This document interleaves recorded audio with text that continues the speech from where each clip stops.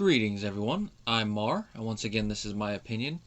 So far in this show, we've had episodes that have centered around Ray's relationship with Marie, but we've never had episodes where they've really hung out together. It's mainly been focusing on the meatballs, focusing on how they get along in their interactions at the house, whose house, his mother, son, grandmother role, stuff like that. But never hanging out. That changes with today's episode. That, of course, is Cruising with Marie, episode 17 of season 3. This is another Steve Scroven episode, Halloween Candy. He also wrote it in combination with Susan Van Allen, No Fat in the Can opener, an episode we're going to be talking about next season, which is almost upon us. Now, from what I've learned about TV writing, they could have written it separately. But it's out of my line of sight. The DVDs, they really just say written by, so it's hard to tell if they mean, okay, this person took that script and then they rewrote it, or they did writer's room or whatever. So, still going to do that same format, and I'm just going to have to put that little asterisk here. Now, one little piece of trivia to talk about before I get into the meat of this episode is that this is one of the few episodes that Patricia Heaton does not appear in at all. Deborah's briefly mentioned, but no sign. And that's because this was about the time, while they were filming, that she had to go on maternity leave because she popped. The baby was born, and this was her last biological child. So we don't have to worry about that for the rest of the show, even though there is a part of a later episode where they do have Deborah pregnant as part of a flashback. Too bad they didn't try to work it in here for a flashback, but I guess like one big flashback per season. At least where it's most of the episode, not you at a party in my house. Now, the plot of the episode is that for Marie's birthday, Ray and Robert decided to get her something nice, something she'd enjoy, and she wouldn't complain about. We've seen before how she reacts to gifts, the Fruit of the Month Club, this season the whole toaster thing where they returned it without even opening the box. Well, this time they decided to get her and Frank a cruise to Bermuda. Now, they got it on sale, and it's non-refundable. And what happens?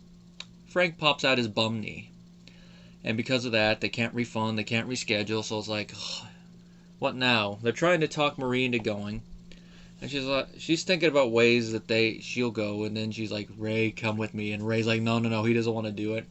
He's trying to get out of it. That won't be fair to Robert. Robert's like, you can go do it. And then, of course, now he has to go and talk with Deborah. Now, since Patricia's not in the episode, this happens off-screen, which it would have been fun to see how that conversation went down.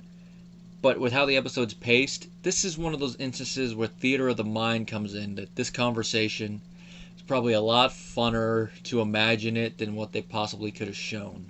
Just how evil Deborah could have gotten.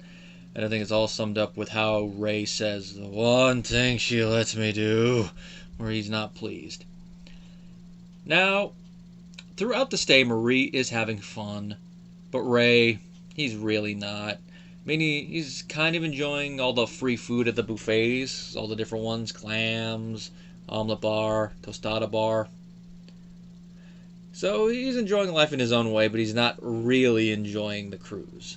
Marie is, because she's meeting new friends, she's getting to do a lot of stuff she likes, like playing music, jazzercise, pretend to be a widow.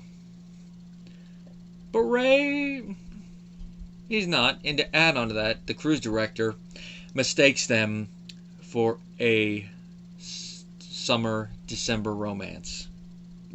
Even though he makes it clear it's his mother. But he's like, oh yeah, mother. Don't worry, we're at sea. So I guess they don't judge at sea.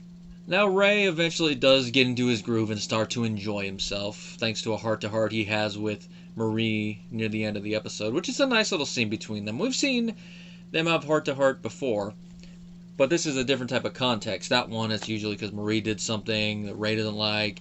Ray did something that offended Marie for some reason, like in Pants on Fire, to where they have to have heart-to-hearts in order to get everything back to the status quo. But this is a heart-to-heart where they're in this situation. Marie likes it. Ray's like, ugh. And he's trying to figure out why she's like this. As he puts it, you're like a woohoo party girl. And they have a little heart-to-heart. They decide to go out and have fun.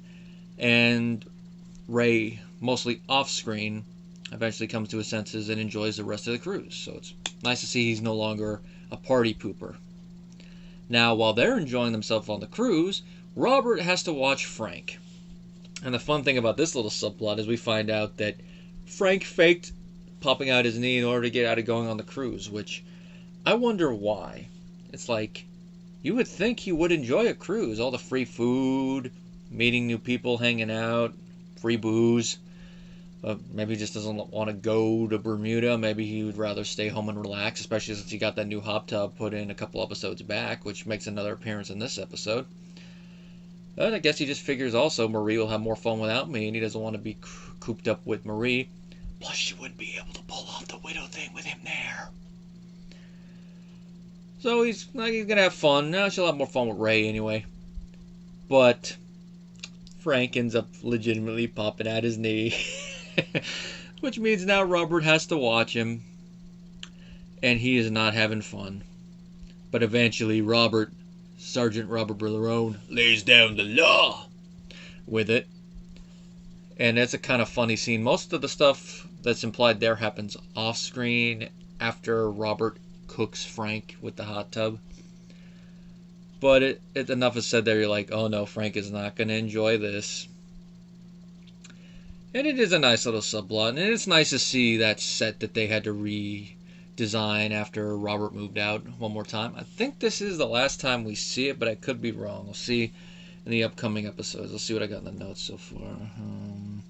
Oh yeah, I know it's not in the next episode. I only have notes for that one coming up next. But like I said, nice to see it. Overall, this is a pretty fun episode. This is not one I would put on my best of the entire show. Whether it makes the top 10 of the entire season or not, I'm not entirely sure yet. It would definitely be in the runner-up one. But it's a nice, fun episode. It's one I could see some people not liking because of the whole cruise setting and like, oh yeah, really? They're going to go on the cruise? But it's one I've always had fun with. And the jokes on the cruise ship work. The whole little subplot with Frank, I think, works. Nice little use of a montage to show what's going on in the two groups, compare and contrast, showing how Robert has to help Frank after he legitimately pops out his knee, showing how Marie's having fun while Ray's just sitting there stuffing his face, gaining a little bit of weight. Living up to Robert's nickname for him, Cubby, which rhymes with chubby.